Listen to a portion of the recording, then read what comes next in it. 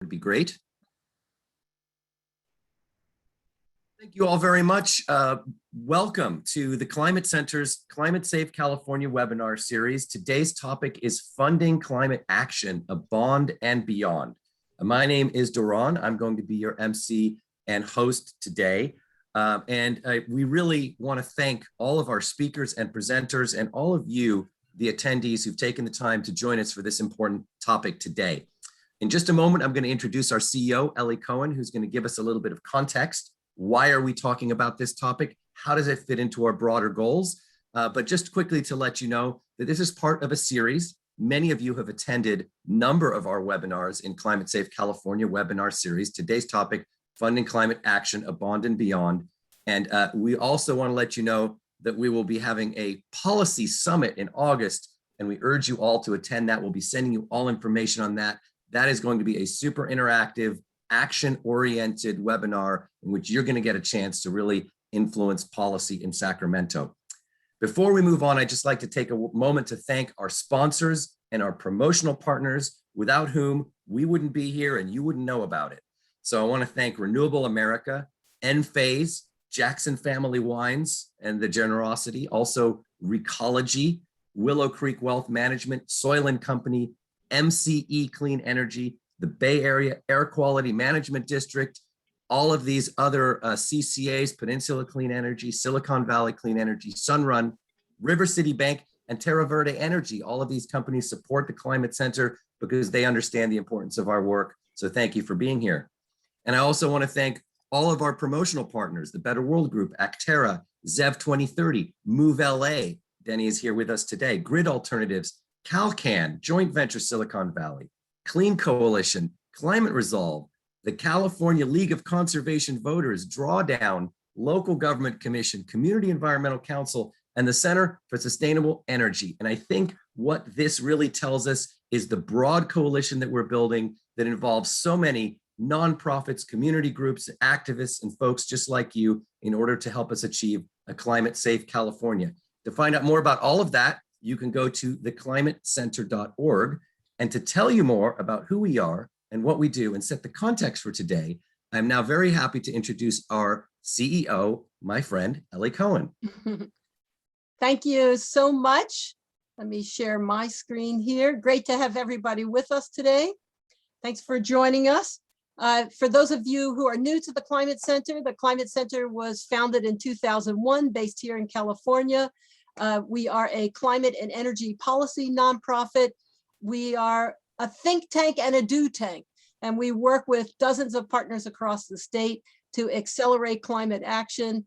We're probably best known for the work that we've played in a leadership role in growing community choice energy. Today, there are 24 CCAs that serve 80 to 90% greenhouse gas free electricity to over 11 million Californians, or a quarter of the state. A great example of our mission of speed and scale greenhouse gas reduction.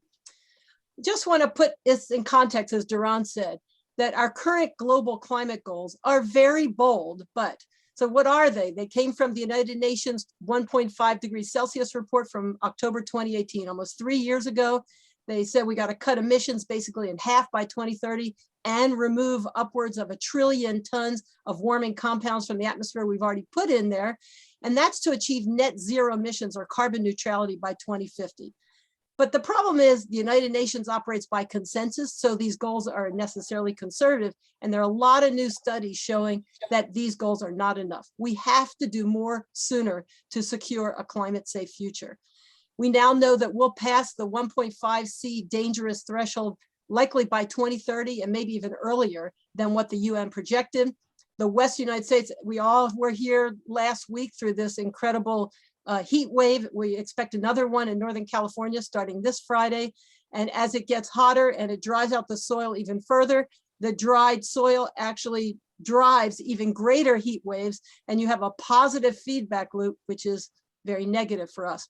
We talked to one professor at UC San Diego who basically told us that we have the threat of a dust bowl agricultural economy here in California as early as 2027 because of the lack of water. And we're starting to see that now. We have to act now on climate change and on how we manage habitat, land, our soils. The nation and the world are looking to us in California to lead. There are numerous examples of where California led the way and influenced other states and our nation and other countries to take leadership, but we have fallen behind. It's time for us to be more aggressive with equitable policies and accelerated timelines. So we are working with partners across the state and across sectors on Climate Safe California. Our goal is that by 2025, California will have enacted the bold, full suite of policies required by science to dramatically cut emissions, start that drawdown, and secure resilient communities for everyone by 2030, inspiring national and global action. The bottom line is that 2045 is just too late. We need to get to not just carbon neutral, but net negative emissions, not by 2045, but much sooner, by 2030. We have to dramatically cut greenhouse gas emissions. Our goal is to double current goal to get to 80% below 1990 levels and include nature-based sequestration by 2030 at scale. We're talking about a quarter of the state. These small incremental efforts are not enough. And our guiding principles, everything we do has to be based on the latest science. We have to ensure a just transition for fossil fuel workers, their families, and their communities. And we have to prioritize climate justice and ensure that lower income and BIPOC communities are no longer disproportionately harmed by fossil fuel production and use, and that these communities have equal access to climate solutions. Key policies to getting there: accelerating the phase out of fossil fuel development, production and use, from transportation to building efficiency and more, increasing sequestration, investing in community resilience, including community energy resilience, and funding climate action, which is the focus of today's webinar. We know that climate inaction or delay can cost trillions and bankrupt our economy. There are numerous studies showing that. Even the Federal Reserve announced that banks have to consider climate risks now. We know that it costs more to wait, and if we invest now, it will save money and lives. Think about it, just the fires in 2018 in California that flew through and burned through the city of Paradise. They now estimate it costs $150 billion. And that's almost 2/3 of last year's budget for the state. It's an enormous amount of money. If we decide instead to invest funds in advance, we not only save lives, we can create hundreds of thousands of jobs. There are lots of studies showing about the beneficial impact of climate investments, including that investments in clean energy generates more than twice the number of jobs in fossil fuels, and that current California emissions reduction goals can yield an additional $21 billion in benefits. So we know that's the direction we need to go. Fortunately for us, California has an amazing surplus. Actually, it's estimated close to $100 billion now. There's about 11 billion that's assigned to climate efforts over the next 3 to 5 years. We know it's not enough. We have made a proposal that of this huge surplus, that we put 12 billion mostly in 1 year into energy and sustainable transportation and natural working lands, and a just transition fund to bring along these workers so no one is left behind. Our funding climate action leg of the stool for Climate Safe California, if you will, is really about instituting progressive, accessible, and equitable public funding strategies. We think in the realm of 12 to 20 billion additional a year, specifically on climate action, that will unleash market forces and catalyze a lot more investment across the entire economy. That's going to require some regulatory changes that open those markets. There are all kinds of creative ideas like a frequent flyer fee, fossil fuel severance tax. We're going to hear today about enhancing cap and trade, green climate bonds, or green financing and loan programs. There are many different approaches. It will require all aspects of the economy to ensure a climate safe future. Our house is on fire, and we have to ask at every level of society, are we doing enough? And we know the answer is no right now, but we can do much more. I invite you to join us by endorsing Climate Safe California today. Just go to climatesafeca.org and become one of the over 1,200 endorsers. That includes over 100 NGOs, almost 100 businesses, and 75 elected officials. We'd love to have you be actively part of this effort. Now, let's see. Duran, is our Assembly member Eduardo Garcia here? He has not joined the call yet, so I'm in touch with his staff. It looks like he's going to be a little bit delayed. So we're going to move forward with our agenda, and hopefully he will be able to free himself from his obligations there at the state capitol and join us as planned. But thank you all. Thank you, Ellie, for that great presentation. And as one of our attendees mentioned, there was a lot of information on those slides. I want to let everybody know that all the slide decks that you're going to see today will be included in a follow-up email along with a recording of this webinar, so you can share this information with your colleagues or other people who might be interested. So I'm happy now to move on to our next speaker, Deputy Cabinet Secretary in the Office of Gavin Newsom, speaking on climate investments in California from a state government perspective. Please welcome Jamie Callahan. Hi, thanks so much for that. And thanks so much to Ellie and the Climate Center for having me join today. Jamie Callahan, Deputy Cabinet Secretary in the Governor's Office. I focus on developing, coordinating, and executing on all of our climate work, from the approach of the Governor's Office. Obviously a huge task, and I'm just one of the many folks in the administration, focusing on this important topic. I think, as we all know, California has spent, decades, thanks to the work of many of you on the phone here, or on the Zoom here. I'm still used to talking about phones, I guess. And through changes in federal leadership and political parties, California has really, remained a constant leader in this space, both nationally and globally. The governor, like his predecessors, previous governors, has committed to combating climate change and really not and taking those commitments made and really implementing on them. And in this case, as Ellie talked about, really have the opportunity to put substantial funding behind those commitments. With our recovery from COVID underway, we really remain committed to not returning to business as usual. And the governor's budget in May revise, what you may have heard some call, including our governor, I think, coined this phrase, the California Comeback Plan, outlines comprehensive strategies and major investments to address the state's most stubborn challenges, and of which climate change is obviously at the top of that list.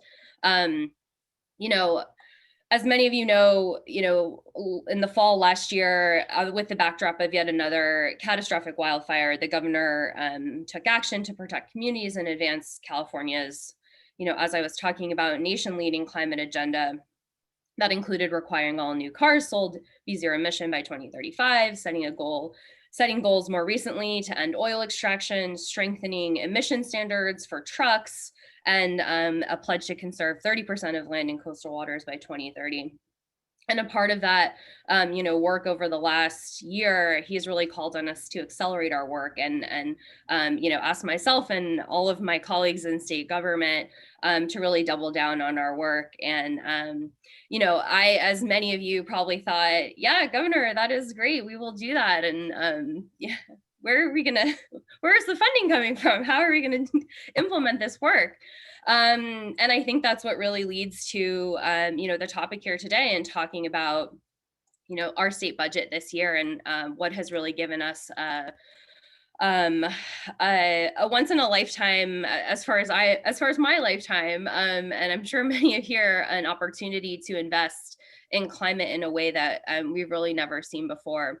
This year's a little different. I think normally by this time, after June 15th, I'd have a little bit more of a final budget to talk with you all about. And the legislature, thanks to the leadership of many, including Mr. Garcia, who will be joining us, have sent us a really great starting point to work together to build off of and deliver on, in the end, what really will be billions of dollars for climate action. And I think with a budget this huge, it's not only given us an opportunity to accelerate our work, but look at that funding in sort of a holistic way. And in the past, we've been able to sort of say, okay, we're going to concentrate in this area or that. But we've really been able to, from my perspective, look at the challenge at a whole and be able to really invest in very substantial ways. And I'll kind of just tick through these numbers. Ellie shared a little bit on the screen earlier about what our budget looks like, but and obviously this is kind of all under negotiation now, so some of the numbers are changing, but I'm just going to kind of stick with where what we initially proposed. So 1.5 billion in drought support, water supply, natural landscape projects around the state to really focus, and we're really focused on getting this money out the door quickly. The drought's not just impacting California, but the entire West, and we really need to grapple with these extreme cycles of wet and dry by having this water infrastructure in place. I'll talk a little bit more about this, but over 3 billion and to support our transition to 100% zero emission vehicles. And I think the budget, the package passed by the legislature last week, this number has really only grown. So I think that's, really exciting. Earlier this year, we passed an early action package to combat wildfires. We've also proposed an additional 2 billion, building off that investment. I think that's an exciting, work that the governor's really been able to commit to over his time in office.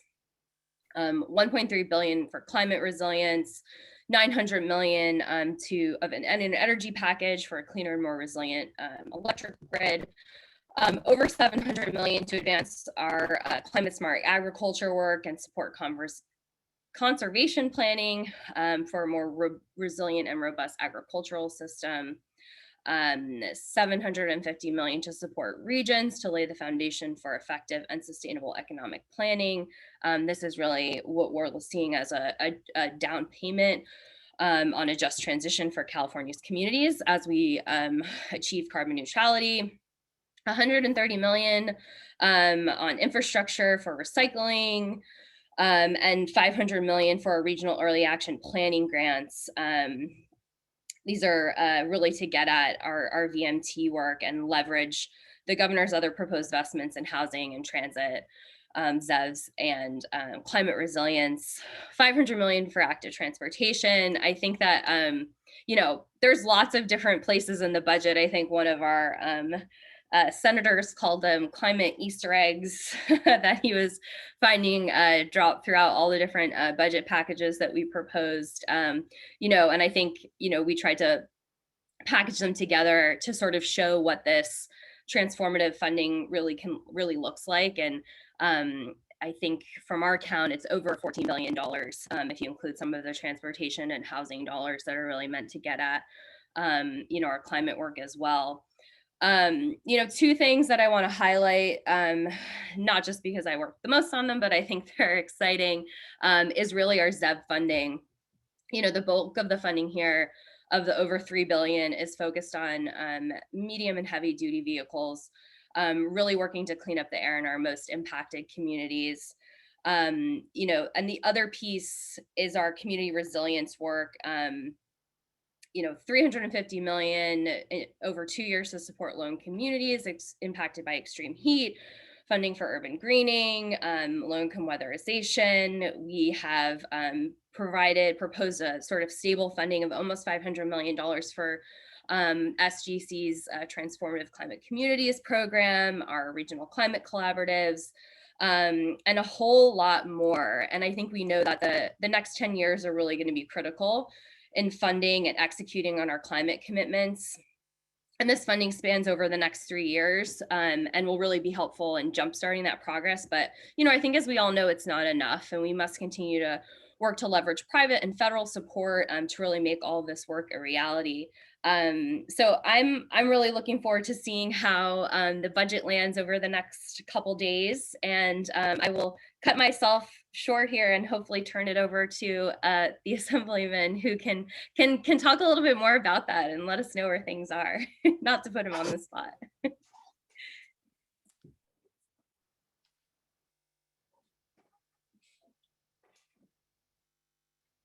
You're on, you're muted.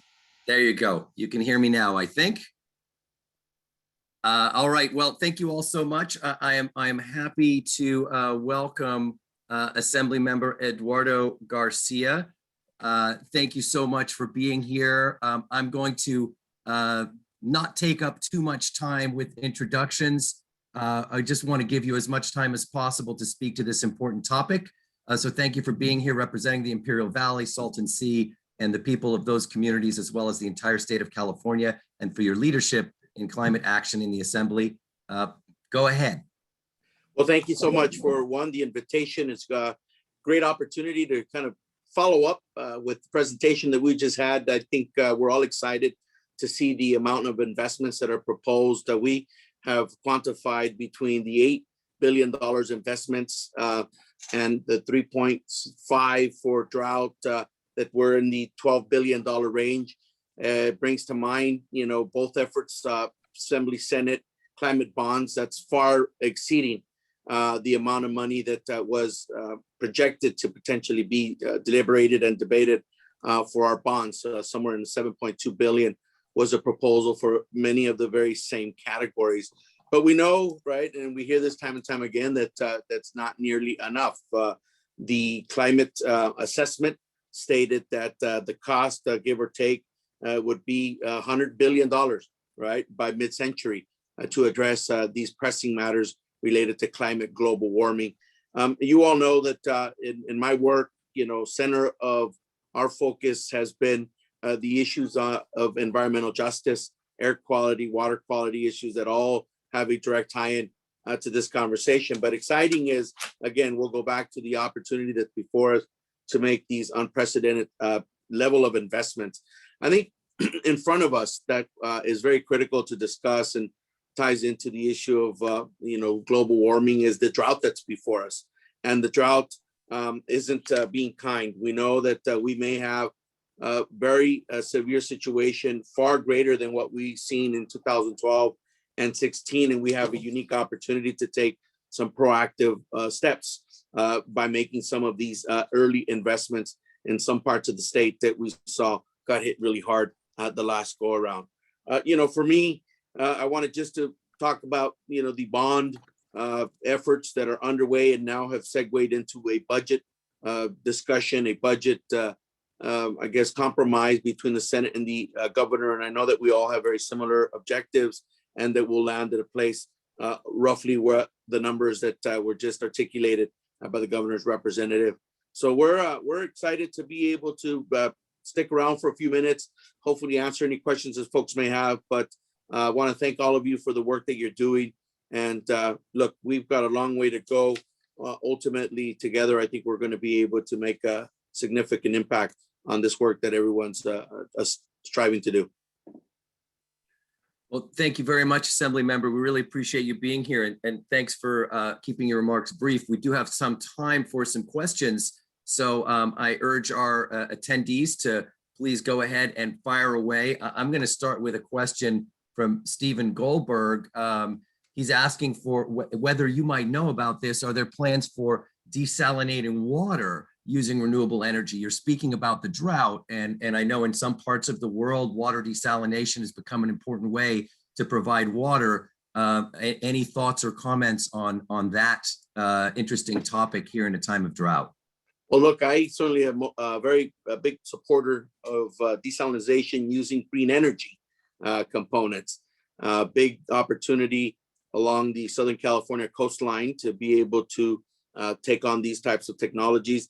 There isn't any specific projects that come to mind in these conversations as it relates to the drought, but it's certainly, one of the tools, as they say, in the toolbox.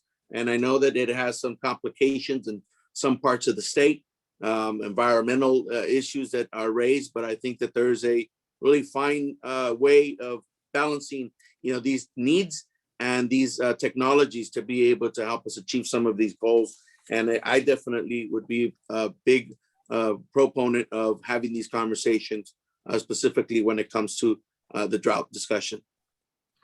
Wonderful.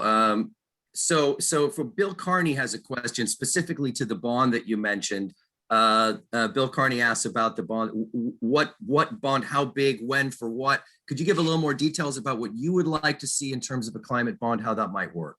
Yeah, well, I'll tell you, we've authored AB 1500, and on the Senate side, Chairman Portantino authored SB 45. Our bond was in the range of 7.2 billion.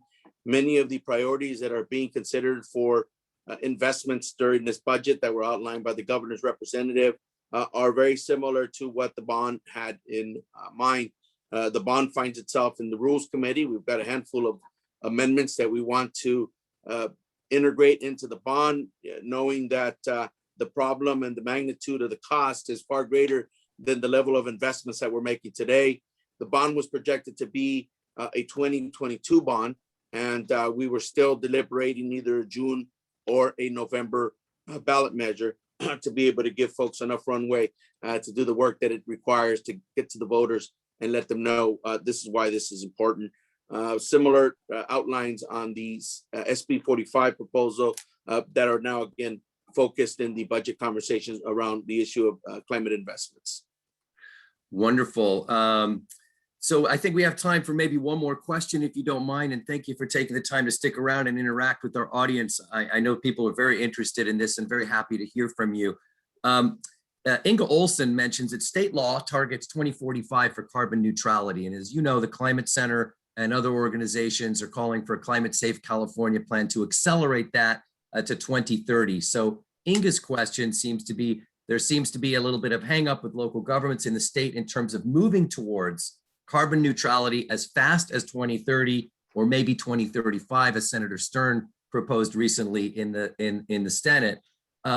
Scientists believe we need to move more quickly. Do you see an opportunity for a change in that law to accelerate that date more quickly?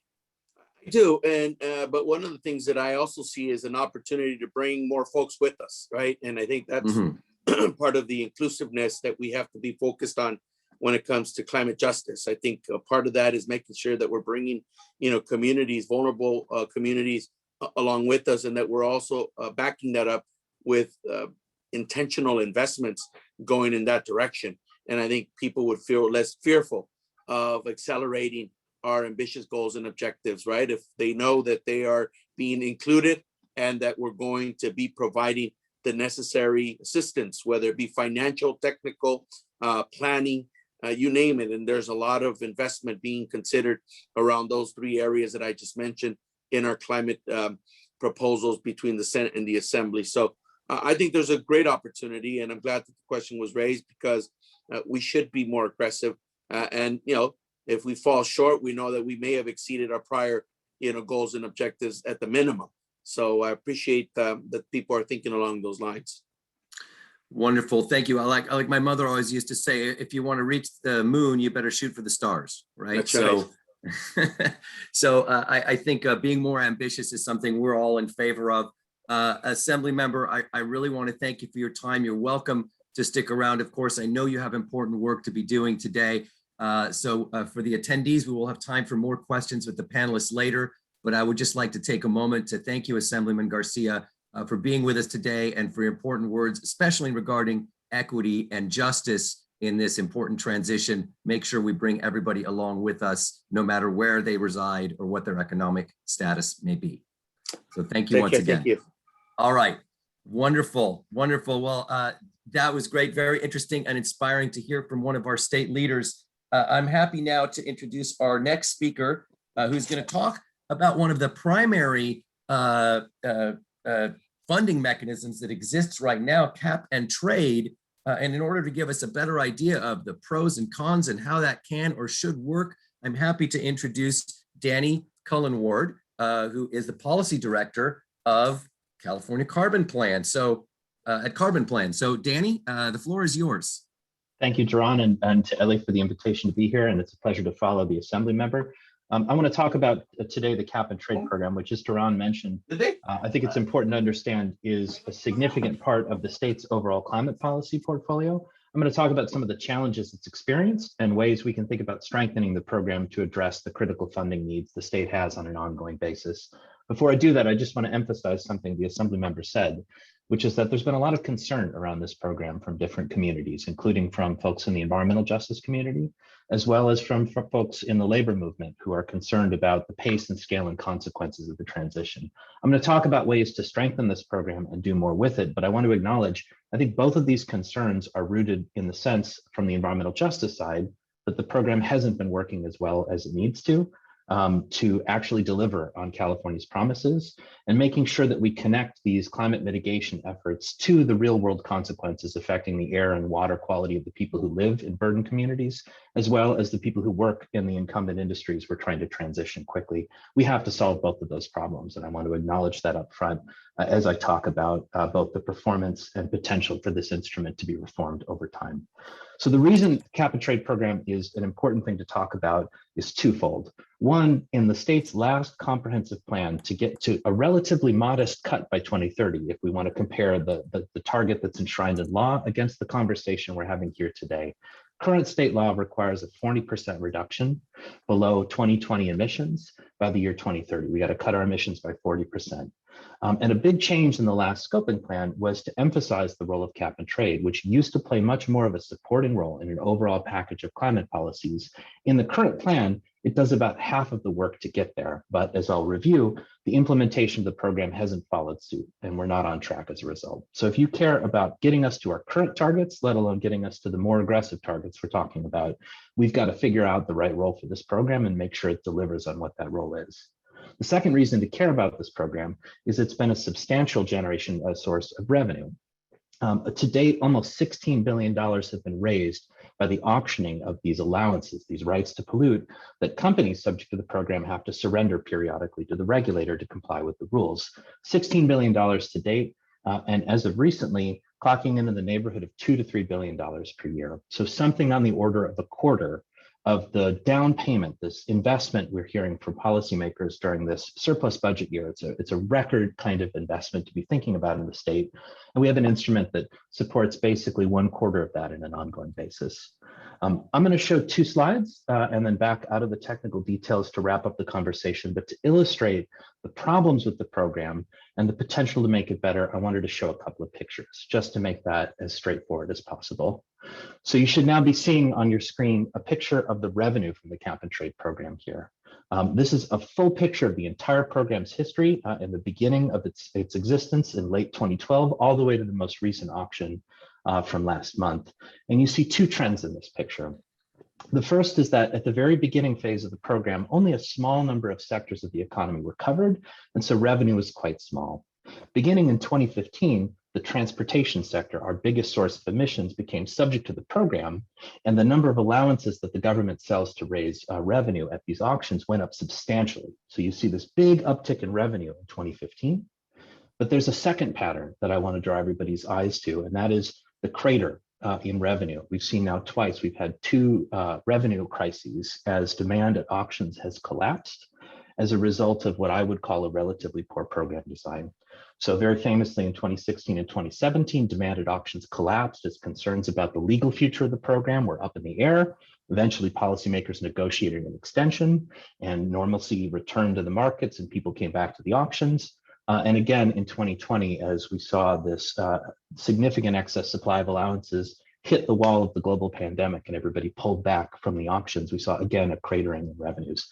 Why does this matter? 2 reasons. One, you generally want stable revenue if you want to fund sustainable programs and make sure people understand that when they participate in the transition, there is something at the end of the rainbow. They're actually going to see something through. The second reason is that we talk a lot in California about bonding various sources of revenue to create these opportunities for large infrastructure investments. No bank will bond a revenue stream that looks like this because it is too volatile to allow for anyone to create an investment vehicle through a bond.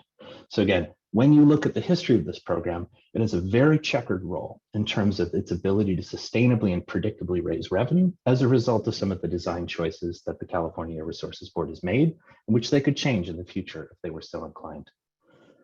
The number one issue with the cap and trade program from a climate mitigation perspective is that the supply of allowances and carbon offsets has greatly exceeded demand every year of the program's history. And so I'm showing you here what looks like a very complicated figure, but it's actually not all that complicated. We have a minimum price at which the government sells these allowances to markets, and that's shown by the shaded gray area at the bottom of the chart. We have a couple of price reserve mechanisms shown in the 2 shaded colors at the top of the chart. And at the very top of the chart, there's a price ceiling. At the top of that darker gray bar, that's the maximum price in the market. I am showing in orange the price of the auctions, where the auctions clear every quarter of the program's history. And you can see for all of the bells and whistles and discussion about how this program works and what it's supposed to do, it's produced a price signal that is basically at the very lowest part allowed by the program regulations. This program is so vastly oversupplied with compliance instruments, it trades the very lowest possible price. Right now, that's about $19 per ton, which is far less than economists and policymakers around the world recommend to get on track with the climate transition. And for comparison, Europe's cap and trade program, which is the most successful program in the world, trades at about 3 times that rate, at about $60 per ton equivalent. There's a lot of choices that the California policymakers could make to reform this program, to balance competing objectives, to create predictable revenue streams, to increase that price signal, to encourage industry to reduce pollution, and to invest those revenues wisely in investments that matter to the state and the various communities that are stakeholders in this broad process. So with that, let me just recap very briefly. If policymakers want to use this program, and I think it's really important given its overall role in our mitigation policy portfolio, as well as a tool for climate finance, we need to stabilize revenues. We also need to think about growing the pie of revenues by reforming the program to deliver more ambitious climate mitigation and greater revenues for public investment. There's a variety of ways we can do that. We can look to the experience of the Europeans who have successfully reformed their program by eliminating offsets and creating a path to where they want prices to go. We can set that path if we want in the state of California. The last thing I think we need to consider is that about 2/3 of the revenues from this program are continuously appropriated. Most of the funding goes to activities that have a mixture of benefits, some of which include climate, but I think if we're being honest and we look at them closely, not all of them are climate. There's an opportunity to reorient the spending towards a better match to the climate agenda. And that are those are the messages I want to leave you with: the potential to do more with this program, to stabilize the revenues, to grow the revenues, if that's what policymakers want to do, and to optimize the spending from these revenues to better address our climate needs. And with that, Doran, let me thank you and looking forward to the rest of the conversation. Wonderful. Well, thank you very much, Danny. I really appreciate that overview of this really critical piece of the funding puzzle. Again, to remind everyone, we're here talking about funding climate action, a bond and beyond, part of the Climate Center's Climate Safe California platform. I'm going to ask my colleague Nina to drop the link to our endorsement in there one more time when she gets a moment during this Q&A session. And Jamie, I'd like to invite you to turn your camera back on. We have some questions for you and Danny. If you guys want to both stick around, Danny and Jamie, we've got a couple questions, but Climate Safe California is our way to get there. If we want to get to carbon neutrality by 2030, it's going to be a heavy lift. Please endorse Climate Safe California as an individual or an organization. Those of you who've already done so, I want to thank you for doing so. The link is in the chat if you'd like to join the over 1,200 people, organizations, and businesses who've already endorsed. So first question, very interesting. Brian Quigley asked, and Danny, he targeted this to you, but I'd like to give you a chance to respond, and then Jamie also. Are there plans for carbon infrastructure taxes, increasing taxes for buying gas cars, for example? Brian mentions he's seen plans to subsidize electric cars. And this is sort of like applies more generally speaking to, it's one thing to help fund the things we like. It's another thing to make the things we don't like more expensive. And it's not just a matter of like, of course, it's a matter of survival. So Danny, if you want to address that first, your thoughts on that topic. Sure. So I'm not specifically aware of efforts to tax, for example, cars or trucks directly, but when we talk about a price on carbon, which applies to the transportation sector in the state, a price on carbon raises the price of transportation fuels like gasoline and diesel. That's also why, to be perfectly honest, it's been politically challenging to do everywhere around the world.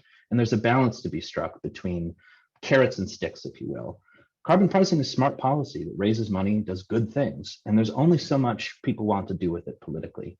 I think we need to have a clear conversation on what that is, and to think really carefully about how to direct those revenues to the proactive spending side of things, where we see, again, much more popular support for mandates for clean energy, for infrastructure support where the public picks up part of the tab to do things that create economic opportunities more broadly.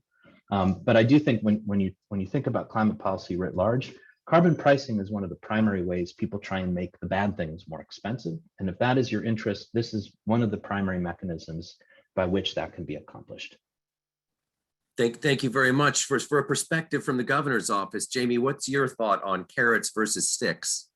Yeah, I mean, I think that I'll actually kind of dive in a little bit more to what I cut off earlier to let the assembly member speak. But I think what, I really wanted to highlight in terms of the um, carrots is really, where we're leaning in this budget proposal. And I think have in the past in terms of, what the questioner raised in terms of subsidies. And I think that, we're really driving at helping to support this market shift, which we know, to bring ZEVs into price parity, with gasoline vehicles. And I think that the investments that, we're hoping to make over the next 3 years, um, I'm not going to say that they're going to do that, but exactly over the next 3 years. But I think that's what we're driving at, right? And we've seen an investment in rebates on ZEVs has really helped to drive that market over this past year. If you're kind of tracking that program has really exploded post, in our COVID recovery. And I think what I find really exciting is, our focus on medium and heavy duty vehicles, because that's really how we're going to be cleaning up the air in our most impacted communities, and giving us sort of that, biggest bang for our buck. The governor's proposal includes funding and infrastructure for 1,000, drayage trucks, 1,000 school buses, 1,000 transit buses, to really be turning those over to ZEVs over the next, 3 years, which I think is an opportunity that we didn't necessarily know that we would have at this point in time, and to be able to sort of shift the market. So I think, we're looking at the carrots right now, and I think that's where we are. And I think it's also, helping consumers too to understand the new infrastructure and sort of what this sort of future and electrified transportation is going to look like. And a couple folks were asking too, I'll just address kind of outline of the governor's budget proposals. That's our Department of Finance has sort of that on their website. I put that in the chat for some folks. We also have some fact sheets, but just a caution that now we're in the middle of sort of budget negotiations, so some of that's changing right now. But like I said, and the Assemblyman talked about, I think no matter where things land, we'll have a huge really, in my mind, win for our climate work in terms of funding over the next few years. Thank you so much, Jamie. That's great. I think we have time for one more quick question for each of you. So I'm going to continue with you, Jamie, and then one more quick question for Danny. Jamie, moving from transportation to resilience, which is related to the action item we're going to be talking about at the end of this webinar, so everyone stick around for that. But Suzanne Saunders asked, I think, a really important question. Will there be funding for towns and cities to create microgrids for renewable energy power when there's power shutoffs? As the winds are blowing and the heat is high, we're all thinking about our next fire season, knock on wood.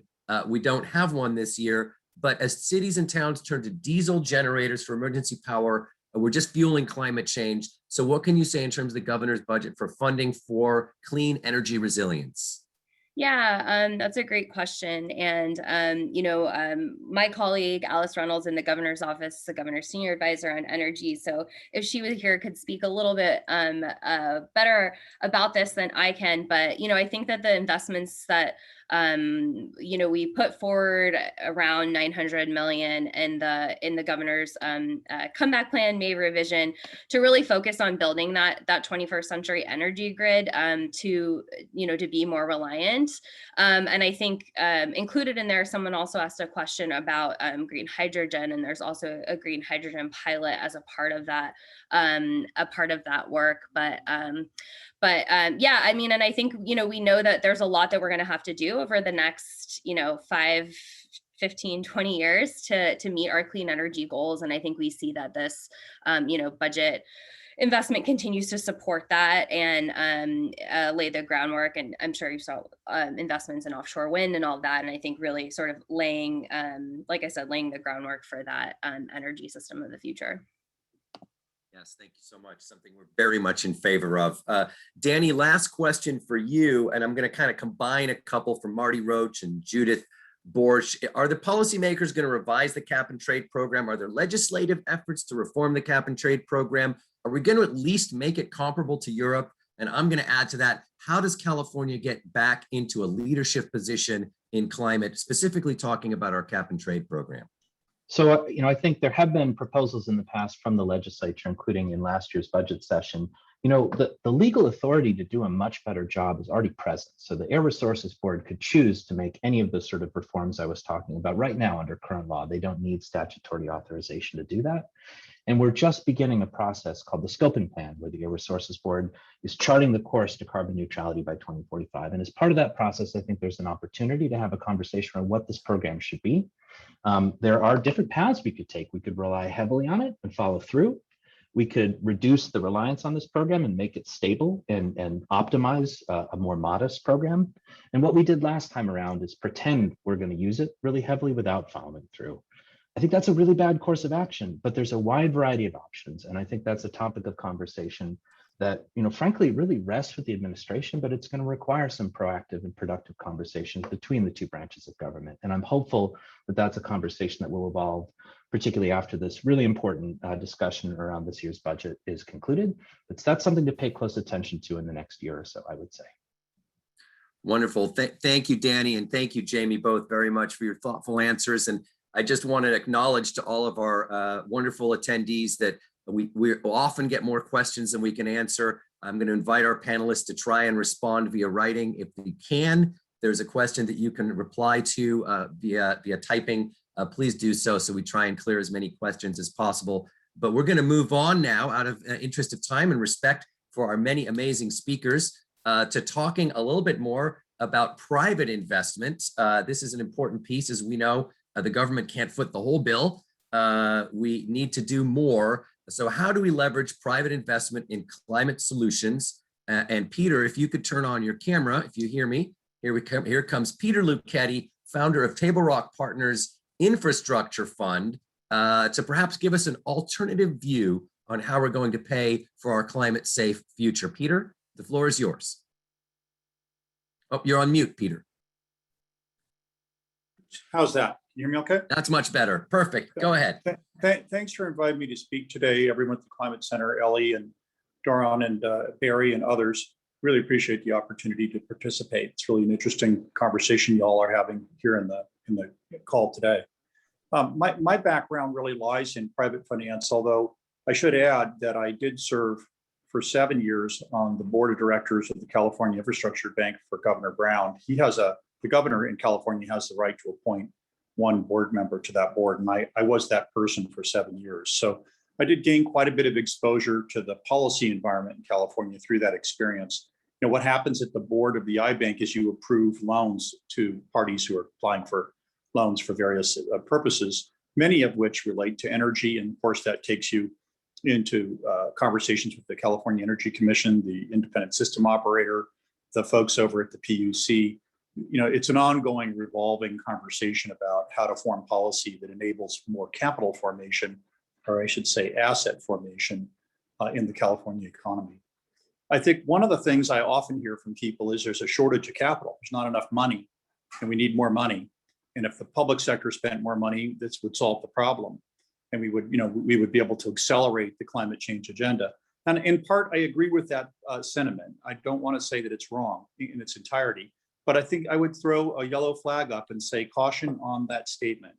If we just had more money in the government and we spent it faster and more furious, we'd solve this problem. I actually don't believe that's true for a couple of reasons, which I'll share with you at this point. We hopefully could debate in Q&A.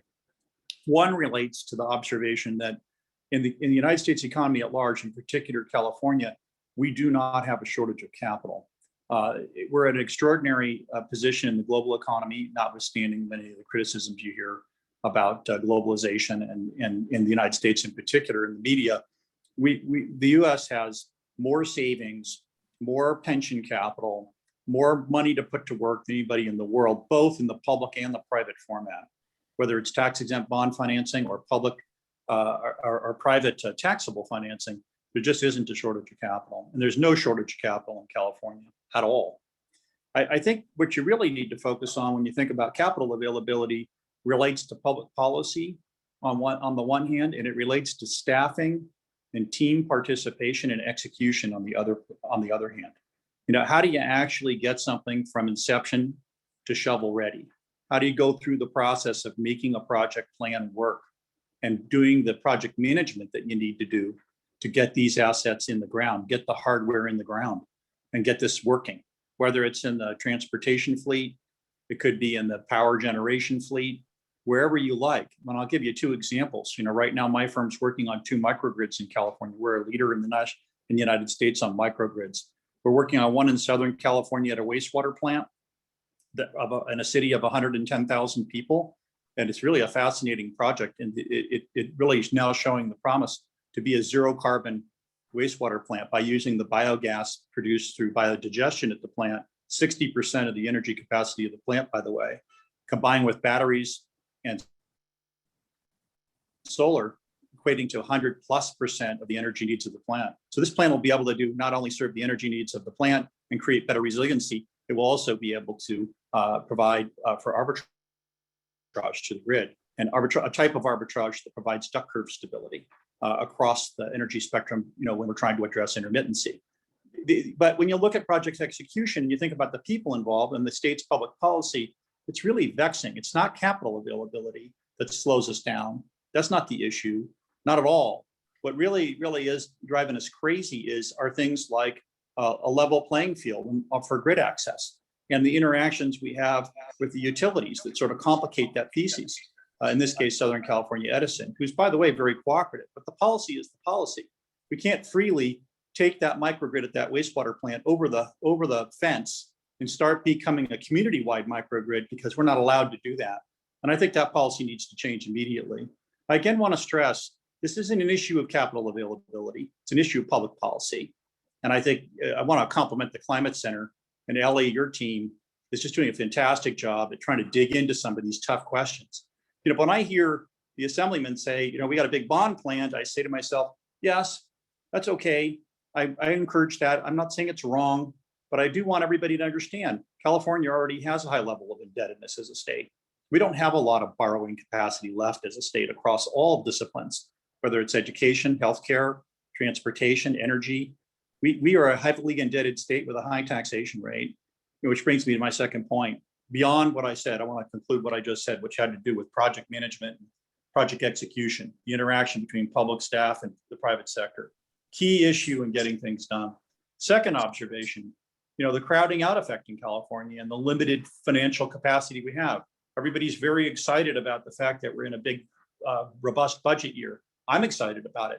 That has not been true the last 25 years, and it's not going to be true, in my opinion, in the next 25 years. This is an aberration and an exception, and a unique opportunity, I think, again, to deploy capital, both public and private. But that brings me to my next observation. I just got back from a conference in Elko, Nevada, the Western Regional Wildfire Association conference, about 50 people there. FEMA was there, Homeland Security was there, Department of Interior, U.S. Forest Service, Cal Fire, a whole cast of characters. It was interesting. I was the only private sector person invited to give a talk there. And I have to tell you, the sentiment around the room was, be wary and careful this year around the amount of money that's being deployed, because we are excited about the check writing, but concerned about the governance capacity and execution capacity, again, to take that money and put it to work in an organized, thoughtful way. We're shoving a lot of money down the channel into an environment where we have inadequate execution capacity and training and governance and tracking ability and other things that are really, really critical. When you make mistakes in this kind of resource allocation, you get a lot of blowback and criticism, I think, is the risk, and that can hurt us in the future. Which brings me to my next point, which really relates to things like AB 1139. How did we get into such a quagmire around AB 1139 and the social justice issues that were being talked about around AB 1139? I think it goes back again to my theme here that I've sort of been a constant for me in this part of the talk, is it goes back to imbalanced policy. We heavily incented solar investment in installation, which I'm a big fan of, by the way. I have a bunch of solar myself on properties that I own, but we didn't address the needs of the grid while we didn't think it all the way through. We didn't have a balanced policy. And in particular, when we didn't address the needs of the grid, or if we had addressed the needs of the grid, we would have had the opportunity to deal with some of the social equity issues that I think, we basically made solar something that was attractive for rich people to do, who can take advantage of tax credits and have a lot of fun believing that they've gone green. That just left a lot of people out. And I think that's a shame and something that we need to correct. I'll close by saying this. We had a preview here, and you're going to hear a speaker in a moment who's going to talk about a $30 billion bond concept for California to do something similar to LA Measure R and LA Measure M. And I just want to, in the run up to that conversation, say, when I think about the experience I had in Sacramento on the 7 years on the iBank board, I'll say this. I saw very poor program execution. I'm very critical of what I see in the state in terms of the quality of those programs. I saw under leverage of the resources and really a real concern in my mind about how those resources are being used. But I would contrast that to LA Measure R and Measure M on transportation in Los Angeles, which I think is a model program in the United States and really exemplifies what we should be doing. If we could take if we could learn what we could from LA Measure R and M, this is the transition, Doron, to the next speaker, I think. If we could learn from that and we could implement some of those ideas around the idea that we want to get this public-private capital interface working more effectively, that'd be a winner. And I think that I really admire what the Measure R and Measure M people are doing. Can that be translated into an energy format? That's a question we should all be embracing and a challenge we should all be rising to, because I'll hand it back to you, Dorian, by saying this.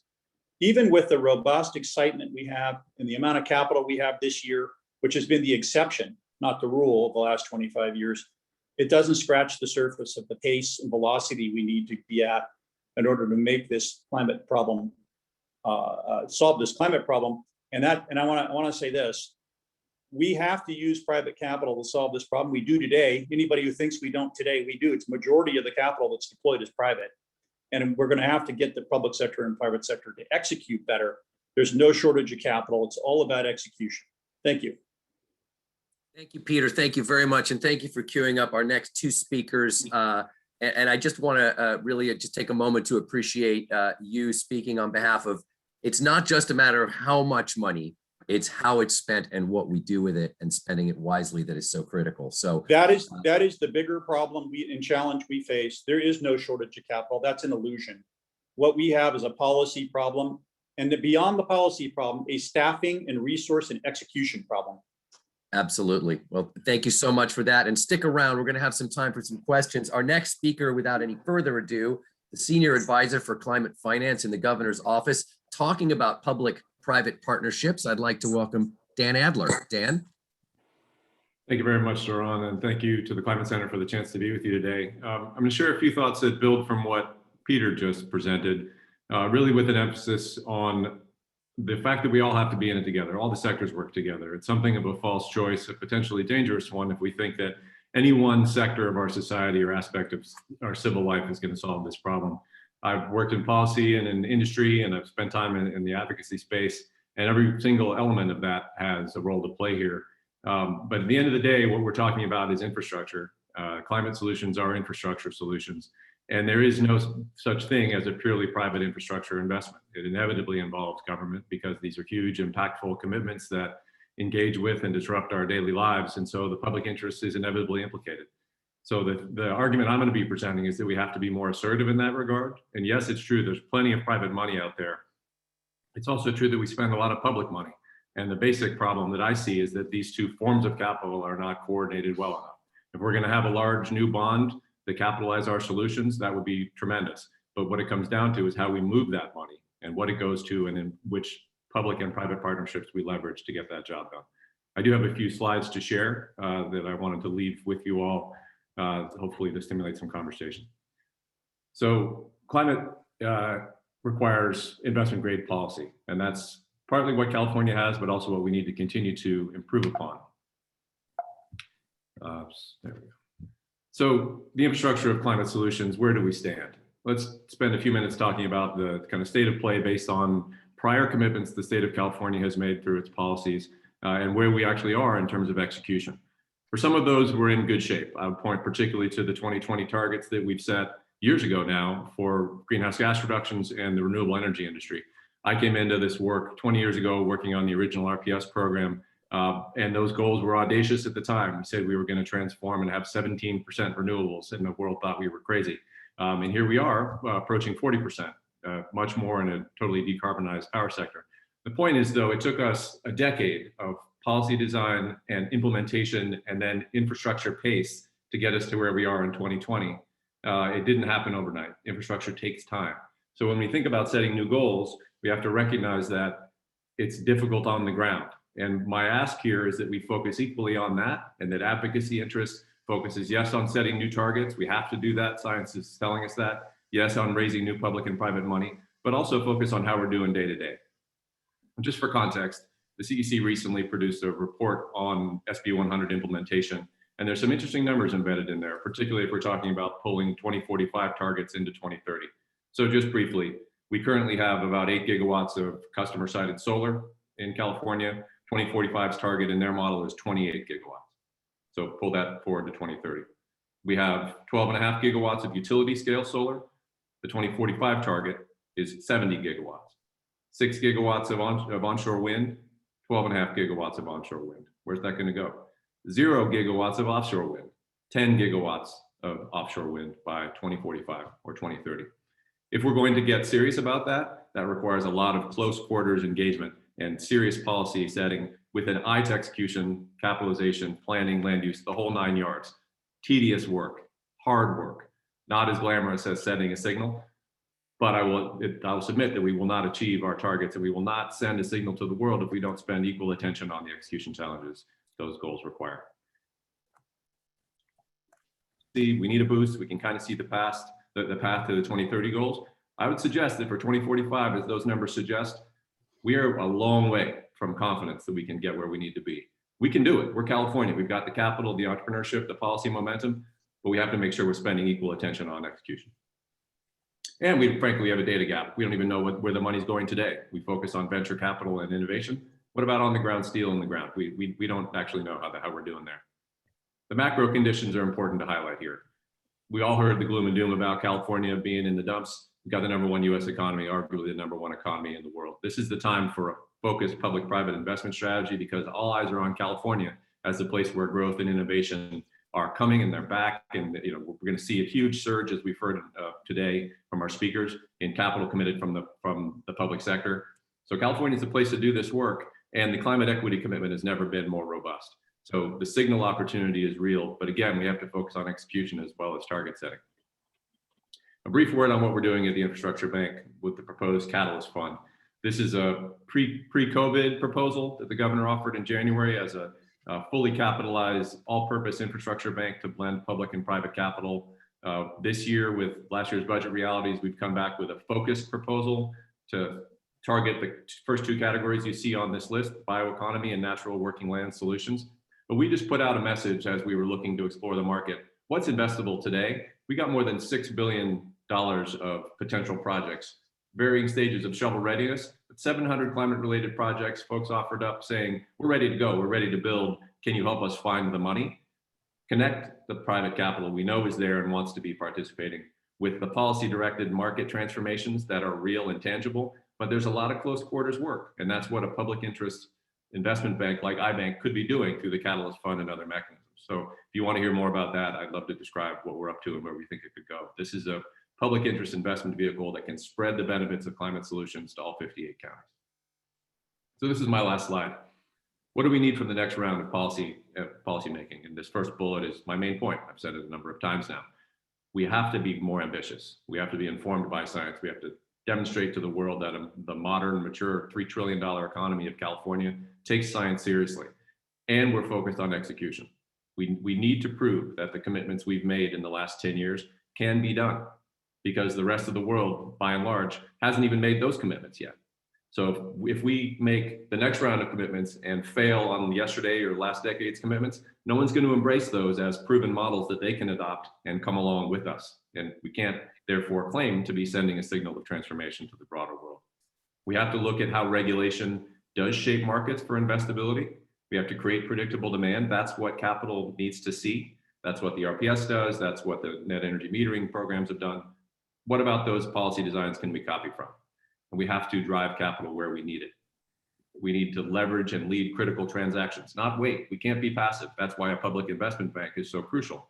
wherever the money's coming from, we have to put it to work and be out there as a state saying, this is what we value, these are the communities we want to serve, and then find a way for private capital to also participate.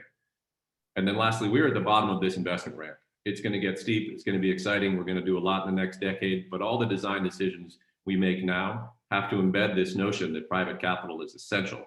And it might, if we send a signal about something we're going to do for the next 2 years, but then it doesn't work at scale, that will be a damaging signal for our policy ambitions and for all forms of investment, no matter the source. So I rep through that very fast, but I thank you very much for the chance to share what we're up to at GoBiz and iBank, and welcome the conversation to come. Thank you so much, Dan. Really appreciate your perspective, and absolutely execution is key, as we've been discussing. I'm going to turn it over now to Denny Zane, founder of Move LA, referenced earlier as the Measure R and Measure M being big successes of public investment. Denny, what would you like to contribute to this conversation? We have your full 8 minutes, and then we'll move on to just a few minutes of questions. Yes, thank you, Doran. I'm very pleased and thankful to the Climate Center for inviting us to participate. We do have a story to tell, and I'm only too delighted to share it with you. There was a moment in Los Angeles County when we were facing what was clearly a crisis. It was about 2006, and there was suddenly a crisis in transportation, a crisis of congestion that really was far beyond any we had experienced before. And we needed to figure out as a community what it is we were going to do about it. It was pretty clear that this was going to take some robust investments, and that meant, especially in our transit system, and that meant either looking to federal, state dollars or other dollars. And I think one of the lessons of that moment was, California at least, we really couldn't then rely upon the federal government or the state government bringing to scale level of resources. We were really going to have to try to ramp up our investments in our transit system ourselves. And in California, that really means going to the voters. Voters hold the purse strings in California. Now there's a moment in time when people can take voter initiatives to the local ballot and get measures approved by a majority vote. But at that time, it was clearly only a 2/3 measure that could succeed. So we at Move LA undertook to try to move this needle by building a coalition first. We, of course, ourselves had little money we could run a campaign of that scale. What we could do is we could convene coalition partners, build credibility, build interest, build momentum, and legitimate the effort, and make it a call to our political leadership to take the steps necessary. And that's what happened. At about the right time, the right polling came in, and LA Metro agreed to put Measure R on the ballot in 2008. It passed with more than 2/3 of the vote. It was a 1/2-cent sales tax. It would generate $40 billion over the next 3 decades for investments in transit. But we knew that wasn't enough, and we knew 30 years was much too long. So we were looking for strategies to try to accelerate the program. We tried Measure J to extend R to a 60-year measure in 2012, but that would allow us to have stronger bonding capability. That narrowly lost to voters, but actually it was a lesson, an important lesson, that the voters really were with us. It was 66.1% in a low turnout election. And that was, I think, what gave confidence to move forward with Measure M in 2016, which was another 1/2-cent sales tax, but it also, instead of being a 30-year measure, made itself a measure that continued until voters ended it or changed it. It also extended R in the same way, and the voters approved that measure also by more than 2/3 vote. And so suddenly, LA County had about $120 billion that we expect to get over 30 years to invest in its transit system. That was a pretty remarkable opportunity and moment for all of us in Los Angeles County. And this system is really being built under our feet, before our eyes, as we move about our community in Los Angeles County. We, though, thought that there were other challenges that were similarly required scale efforts, and that were challenges that really were imminent. One was, of course, the crisis of clean air in Southern California. We had a 2031 attainment date. target for the South Coast Air District. And we heard about the IPCC report giving us about 10 years to address the climate crisis. So we started investigating whether or not we could do a measure in the South Coast Air District, a 4-county area, about half the state's population. One of the things we learned is that the same number of signatures that would be required to qualify a measure in the South Coast would qualify a measure statewide and yield more than double the resources.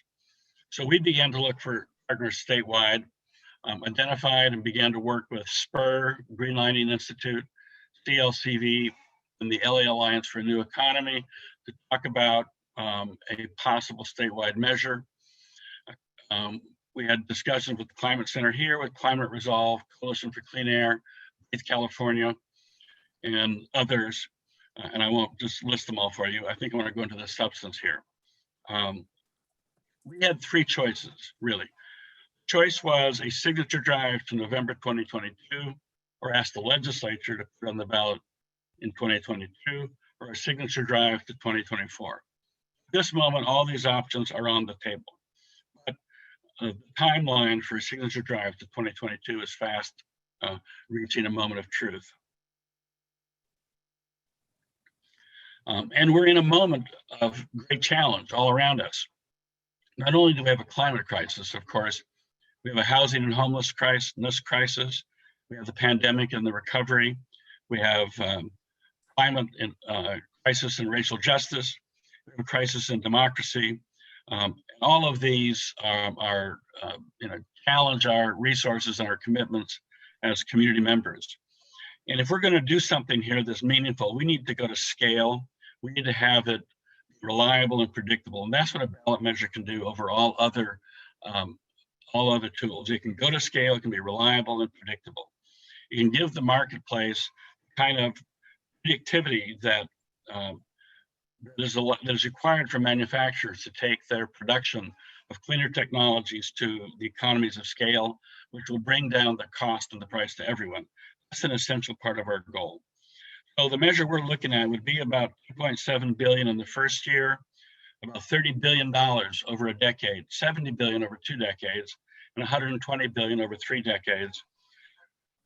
We think that we would spend the money about 60% for transportation, 30% for reducing super pollutants, short-lived climate pollutants, and a 10% to just transition the workforce and investments in equity. We believe that about half this money should be committed to disadvantaged communities or low-income people in other communities. We tested polling on several sources. Polling did best. We tested oil severance taxes and diesel fuels and vehicle fees and so on. Testing the revenue sources that polled the best was, on the first hand, a 1.5% tax on incomes over $3 million a year. And the second was a combination of sales tax and millionaire's tax. What we found with our results was that the millionaire's tax would rise to a level of about 62%, and the combination sales tax and millionaire's tax got about 56%. And of course, we needed about a majority of about 50%. Now, we think these will improve over time. We're conscious of the fact that we're just coming out of a pandemic and a very challenging recovery, and it's a time when people are more reluctant to tax than otherwise. We think over time this, in fact, will improve.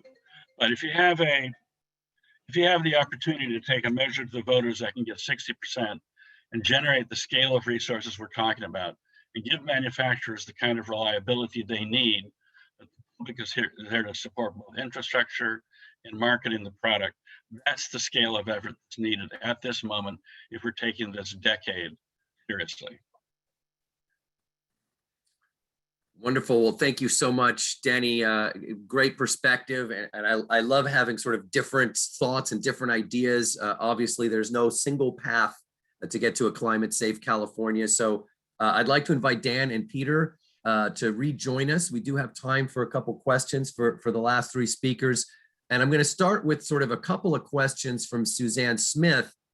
She asked, first of all, what are the precise policy changes that would unlock the capital that is out there? And she's also curious about examples of local government funding mechanisms that you guys might see as viable. So I'm going to start with you, Peter. Policy changes to unlock the capital that's out there. What would make it easier, better, more profitable for private capital to dive into some of these issues? What can the state do to unlock that potential? And you're on mute. Gotta unmute. Peter, you need to unmute. This is a real COVID. There we go. Moment. All right. Go, Peter. Okay, well, just a quick answer. I know we're in the Q&A, really quick answer. I talked about execution earlier. I think that's a key theme between the state and the private sector. Unlocking execution, I think you start with CEQA reform. You have to do some form of CEQA reform. It takes too long to get projects approved. The process is too expensive and too long. That doesn't mean we're going to trash environmentalism at all. We could have great environmentalism and a much shorter CEQA process that was less litigious. And that would be on top of my list. Let's get rid of that problem. The litigiousness of CEQA is insidious in this state. It's just really unhealthy, and it's slowing down the climate change solution. The second part is really a center of expertise.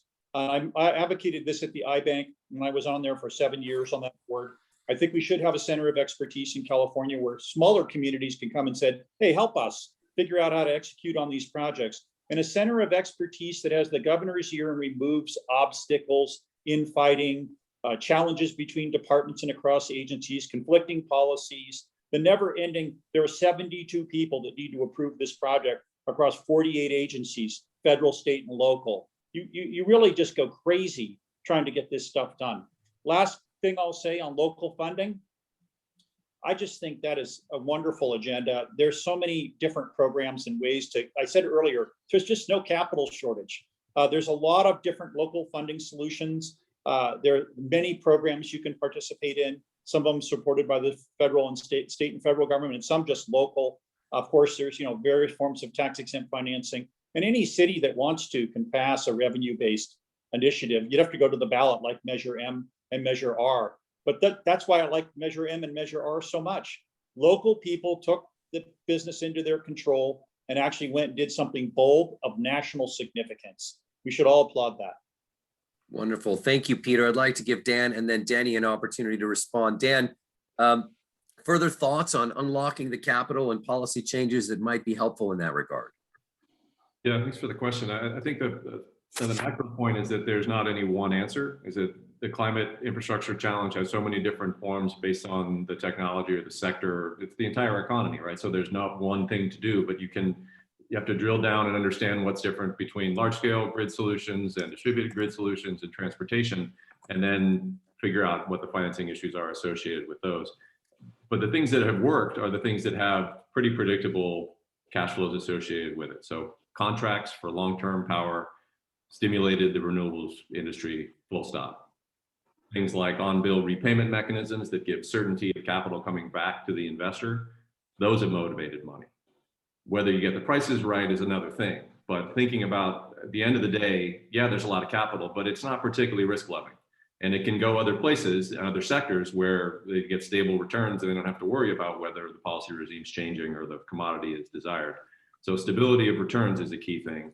And we know how to do that. We did it in RPS, we've done it in distributed solar. We need to extend that to transportation and other sectors. And then lastly, for the community financing point, in addition to the municipal bonding and revenue generating that cities do all day long, use the relationships with the customers to create that stability and certainty of financial repayment. If it's through a utility bill or if it's through a property tax bill, that's the way that the investment community can say, I understand how the money's coming back. I know everybody wants it, and the pieces are now tied together from a local government perspective. I'm just going to say this one word before I interrupt for a second, Dorian. Open grid, open grid, open grid, open grid will open up amazing opportunities to fund locally. Interesting thought. Thank you for that, Peter. Denny, I'd like to give you an opportunity to respond, but I'm also going to introduce another subject that I know you've thought long and deeply of. So from Alan Kwok, talk about the issue of equity and how these programs and investments that you're thinking of making could increase inclusion in socioeconomically marginalized communities. So how do we unlock the capital? What can local governments do? And how do we make sure that the benefits are spread broadly throughout society? Well, I think the first thing to appreciate is that we don't have all the time in the world to get this done. I think the IPCC report was a rude awakening, that the next decade really matters, and that we need to try to move the climate cleanup agenda as rapidly as possible. If you look at what needs to be done, the two big categories of emission reductions are in transportation on the heavy duty side. We've done wonderful work on the light duty side, but in the arena of trucks, trains, ships, boats, and planes, there's a lot more to be done. And that is really where a significant amount of investment needs to be made. Now, the public doesn't do that manufacturing. That is privately manufactured goods. The question for us then is, how do we move those sectors to do cleanest available technologies, zero emission technologies, as quickly as possible? And I think Dan was quite correct.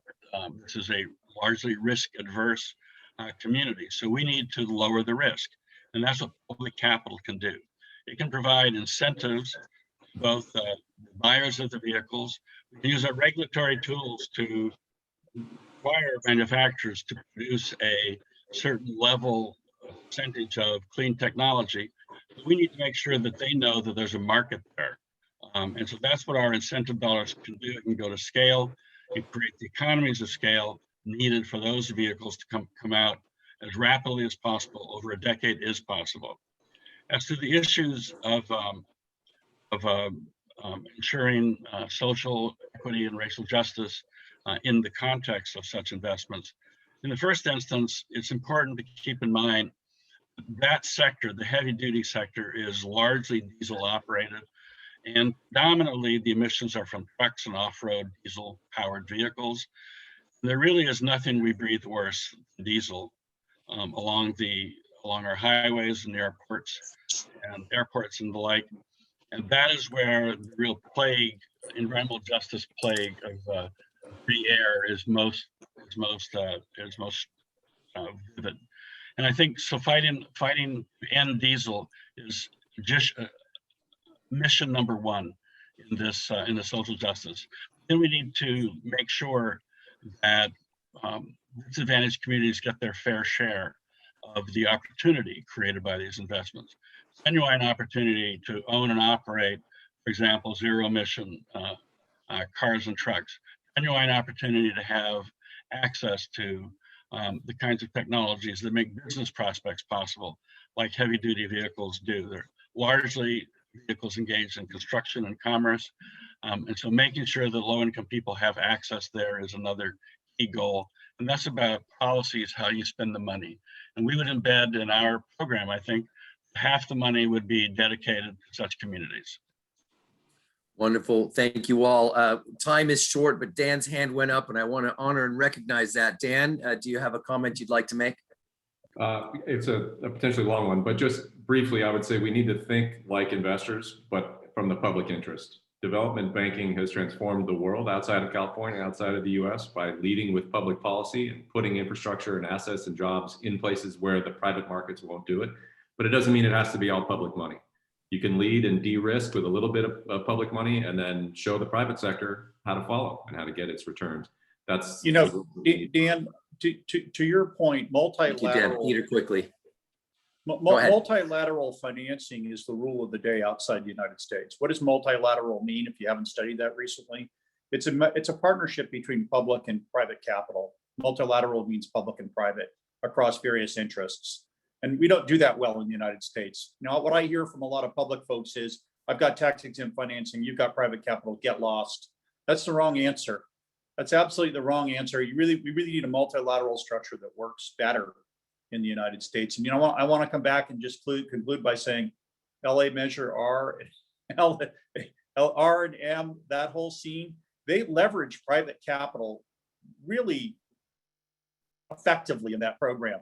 And I'll just say this, we have overgeneration of solar in California today, causes negative pricing for solar. Take that solar, produce hydrogen, give it away for free because we're already losing money on it.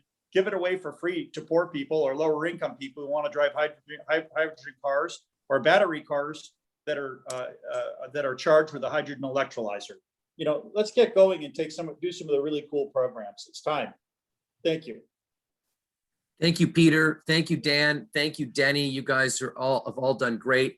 And I think you've really helped highlight the sort of the potential we have for bringing public and private financing together to solve this critical issue of the climate crisis. We've got a couple more really interesting little parts to our webinar, including an opportunity for you all to take action specifically on this topic of funding something really critical. And to tell you about that, I'd like to welcome my colleague, Janina Turner, also known as Nina, from the Climate Center, who's going to introduce the subject and give you guys all the opportunity to take action right now. Go ahead, Nina. Hello, everybody. As stated, my name is Janina Turner. I'm the Energy Program Coordinator here with the Climate Center. I want to thank you all for participating in today's webinar. Showing up with us here today is one thing, but taking direct action is how we make that big change. So if you haven't already, please take action by endorsing our Climate Safe California platform. I'll drop the link in the chat once more.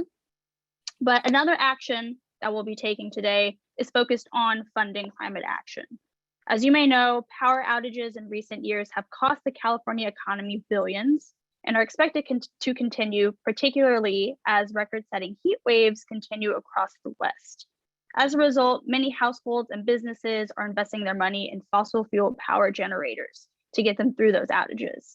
So the more investment there are in sturdy backup power like generators, the more pollution there is fueling the current climate crisis. So instead of gas power generation, let's push for investment in renewable power to increase our resiliency during these increasingly common power shutoffs. The Climate Center is working to enact needed policy through our sponsored bill, Senate Bill 99, the Community Energy Resilience Act, authored by Senator Dodd, to make funding community energy resilience based on clean energy a state priority. Community energy resilience works to provide reliable, renewable energy for our communities during power shutoff events. As we approach another fire season, fingers crossed that we don't, with the likelihood of more power shutoffs, it's important that the state fund efforts to bring energy resources such as solar and battery storage to vulnerable communities and populations. So our action today will to be contacting our legislators and urging them to fund community energy resilience. So I'm going to drop another link in the chat to our action page. So it's very similar to the Climate Safe California page. You'll see some information on community energy resilience, but if you scroll down a little bit, you'll see a form. If you just fill out the basic information there, name, email address, it will contact you with your representative, your assembly person, and it will send them a pre-written letter that we have there at the bottom. So I'll give you all a second to just fill out that information and then click submit. And then that letter will go to your local assembly person. So I'll give everyone just a few seconds to do that.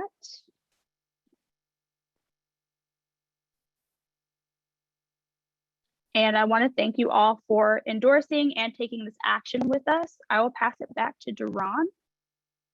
Thank you very much, Nina, and thank you all of our attendees and speakers. To give us put a bow on this before I send you all home right at 11:30, I'd like to invite Ellie Cohen back. So Ellie, what did we learn today? Wow, what a fantastic session. Duran, great job facilitating, and thank you to all of our panelists and speakers. Really inspiring and presented the challenge that we have. So I'm just going to share a few highlights that I picked up from today. I'm not capturing everything, but we do have a recording and any slides that were shared available online at theclimatecenter.org/webinars within the next couple of days. So Assemblymember Garcia really talked about making sure that we do the right thing in terms of the environment, in terms of the communities, and that we can move faster by engaging vulnerable communities. And we have to have the planning and technical and financial assistance ready. Jamie Callahan from the governor's office, that the California Comeback Plan is a once in a lifetime to invest in climate solutions. We know that. We need to be sure that it is really focused on the areas where we get the most from it. The governor's office is focused on carrots and subsidies, not sticks, and these will help achieve cost parity for things like zero emission vehicles. Danny Cullenward from Stanford, a cap and trade expert, explained a big problem with cap and trade is that there are multiple problems, but one is that the supply of allowances has always exceeded demand. We can emulate the Europeans and eliminate offsets successfully, that the California Air Resources Board has the ability now to make the reforms that he talked about. It can be done part of the scoping plan. We can make cap and trade much smarter and help us to advance climate policy better. Peter Lucchetti, so great to have you with us. Bottom line, we do not have a shortage of capital. Even with a huge state investment, which is unique to this year, we don't have enough, though, to get to the public and private sector to execute better. That it really isn't about money, about the shortage of capital. The real issue is a policy, staffing, resource, and execution problem. Dan Adler, thank you. In the end of the day, Dan said, climate solutions are infrastructure solutions, not just private, but public interest. We have to take the science seriously. We have to drive capital where it's needed. Design decisions need to be made now to embed the notion that private capital is essential. And ending with Denny Zane, very inspiring, the work that Denny has done in Los Angeles, where they couldn't rely on state or federal government spending. And they figured out a way to ramp up investment with local measures and to the tune of billions now, investing at the scale that makes the market predictable for the investor and engaging this risk-averse community. And again, making sure that lower income people have access to policy solutions. So bottom line, as I said in the very beginning, our house is on fire. We need much more public and private money invested equitably at scale much sooner. And we want to increase resilience and increase these solutions for everyone, so everybody can participate in our clean energy economy, that we have safe and secure communities and a climate safe future for everyone. Duran. Thank you, Ellie. I'm just going to conclude really quickly by thanking everybody for attending, our wonderful panelists and presenters, our incredible attendees. Thank you for all of your questions. We will do our best to try and put all of that stuff online. The webinar recording will be there, so you'll be able to get it. I want to thank our sponsors again, particularly our top line sponsors, Renewable America, Enphase, and Jackson Family Wines, as well as all of our sponsors and promotional partners. Please look for an email and join us again during our policy summit, which is going to be in August, and it'll be a fantastic opportunity to engage with these critical issues. And don't forget to endorse Climate Safe California on our website, theclimatecenter.org. Thank you all so much for being here. We look forward to seeing you next time. And thank you, Dan and Danny and all of our speakers. Couldn't do it without you. Thank you so much. We look forward to continuing to work together on behalf of our future and a climate safe California. Thanks a lot, everybody. Goodbye. Thanks, Duran. Great job.